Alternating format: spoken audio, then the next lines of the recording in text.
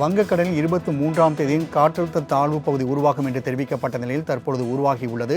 வானிலை ஆய்வு மையம் அதை தெரிவித்துள்ளதை அண்மை செய்தியாக பார்த்துக் கொண்டிருக்கின்றோம். மேலும் கூடுதல் விவரம் செய்தியாளர் செலினா வழங்க கேட்கலாம். செலினா, வானிலை ஆய்வு மையத்தின் அறிக்கைகள் என்ன, கூடுதல் விவரங்கள்? இந்திய பெருங்கடல் மற்றும் அதனை ஒட்டியிருக்கக்கூடிய தென்கிழக்கு வங்கக்கடல் பகுதியில் இன்று காலை 8:30 மணி அளவில் குறைந்த காற்றழுத்த தாழ்வு பகுதி என்பது உருவாகி இருக்கிறது. இது வரும் 25ஆம் தேதி மேற்கு வடமேற்கு திசையை நோக்கி நகர்ந்து தெற்கு வங்கக்கடலின் மத்திய பகுதியில் காற்றழுத்த தாழ்வு மண்டலமாக மாற வாய்ப்பிருப்பதாக தெரிவித்திருக்கக்கூடிய நிலையில் அடுத்து வரக்கூடிய 2 தினங்களில் மேலும் இது மேற்கு வடமேற்கு திசையை நோக்கி நகர்ந்து இலங்கை அதே போல தமிழக கடற்கரையை நோக்கி நகர வாய்ப்பிருக்கக்கூடும் என்று தெரிவித்திருக்கிறார்கள்.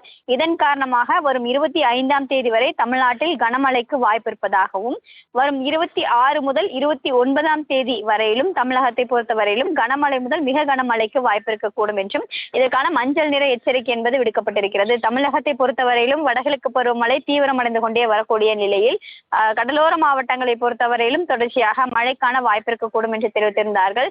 சென்னை உள்ளிட்ட மாவட்டங்களை பொறுத்தவரையிலும் 25, 26 ஆகிய 27 ஆகிய தேதிகளை பொறுத்தவரையிலும் கனமழைக்கு வாய்ப்பிருக்கக்கூடும் என்றும் சென்னை வானிலை ஆய்வு மையம் தெரிவித்திருக்கக்கூடிய நிலையில் தற்பொழுது இந்திய பெருங்கடல் மற்றும் அதனை ஒட்டியிருக்கக்கூடிய தென்கிழக்கு வங்கக்கடலோர பகுதியில் குறைந்த காற்றழுத்த தாழ்வு பகுதி என்பது உருவாகி இருக்கிறது.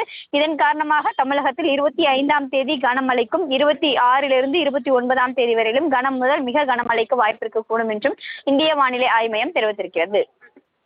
செலினா, தகவலுக்கு நன்றி.